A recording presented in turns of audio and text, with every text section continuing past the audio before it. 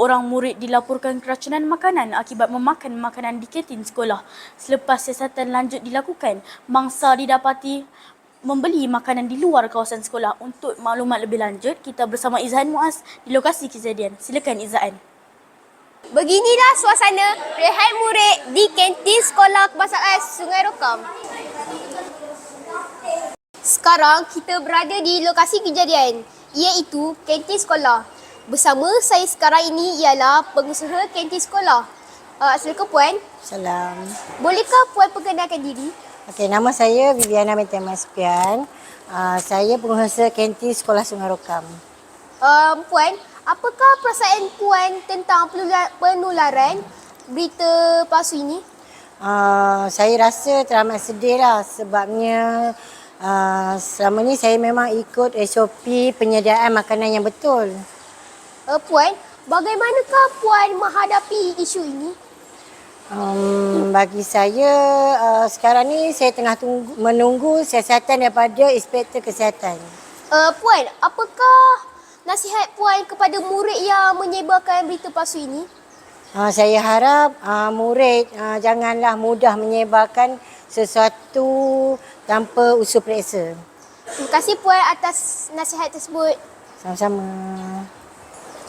Bersama saya sekarang ini ialah salah seorang daripada 3 masa keracunan makanan. Bolehkah kamu perkenalkan diri? Nama saya Dina Arisa dari Sekolah Sungai Rokam. Okey Dina, apakah yang terjadi pada hari itu? Pada hari kejadian, saya dan kawan saya membeli mi goreng pada waktu rehat.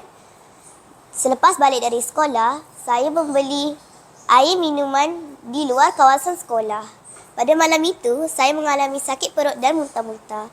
Ayah saya telah membawa saya ke klinik kesihatan yang berhampiran.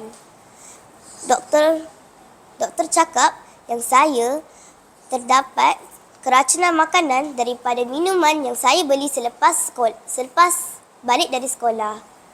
Saya memohon maaf atas menuduh pihak kantin sekolah. Okey, begitu ceritanya. Terima kasih Dina atas penerangan yang diberikan. Sama-sama. Bersama saya sekarang ini ialah Guru Besar SK Sungai Rokam iaitu Tuan Haji Yusri bin Muhammad Abdul. Assalamualaikum Tuan. Waalaikumsalam. Baru-baru ini Tuan, sekolah kita telah terlibat dengan berita palsu tentang keracunan makanan. Jadi Tuan, apakah pandangan Tuan Guru Besar tentang isu berita palsu ini? Okey, berkaitan dengan berita palsu yang mengatakan bahawa berlakunya keracunan makanan, okey, sepatutnya pihak yang menyebarkan berita palsu itu tidak bertindak secara melulu. Okey, sepatutnya bila mendapat sesuatu berita yang berkaitan dengan, contohnya yang berita palsu berkaitan dengan keracunan makanan, pihak yang mendapat berita tersebut kena menyiasat dahulu kesahihan dan kebenaran berita tersebut. Kerana kita takut nanti kalau berita itu disebarkan akan menyebabkan kegelisahan, akan menyebabkan... Seterusnya Tuan, jika berlaku lagi situasi begini, apakah langkah-langkah yang dilakukan oleh pihak sekolah? Okey. Biasanya kalau berlaku kejadian sedemikian, pihak sekolah akan menyiasat dahulu kesahihan berita tersebut. Dari mana punca berita tersebut dan bagaimana peristiwa ataupun kejadian tersebut boleh berlaku. Okey, sebelum kita buat apa-apa tindakan yang sewajarnya.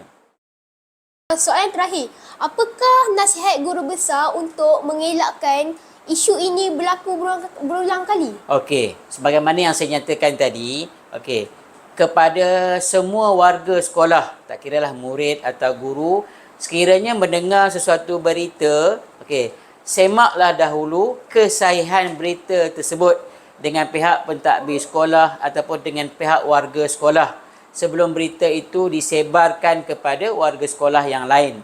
Tetapi sebaik-baiknya janganlah disebarkan dalam media sosial kerana ditakuti sebaran berita tersebut dapat menyebabkan warga sekolah berasa sangsi dengan berita palsu yang disebarkan. Dan yang kedua, berkaitan dengan keracunan makanan, kalau sekiranya lah berlaku kejadian keracunan makanan, oleh itu murid-murid dan juga guru-guru warga sekolah SK Sengerakam. Okey, yang pertama nasihat saya, kita hendaklah sentiasa menjaga kebersihan supaya kejadian keracunan makanan tidak berlaku di kawasan sekolah. Kebersihan dari segi pengusaha makanan sendiri iaitu pihak kantin dan juga kebersihan dalam kalangan warga sekolah. Baik, terima kasih Tuan Okey, atas pandangan dan nasihat yang Okey. diberikan tadi. Okey, sama-sama. Bak kata pepatah, telajak perahu boleh diundur, telajak kata buruk padanya. Janganlah kita mempercayai bulat-bulat berita sebelum menyelidiknya. Sekian sahaja daripada saya, Muhammad Akil, melaporkan untuk Berita TV PSS Rokamia. Mendengar guruh di langit, air tempayan dicurahkan. Terima kasih.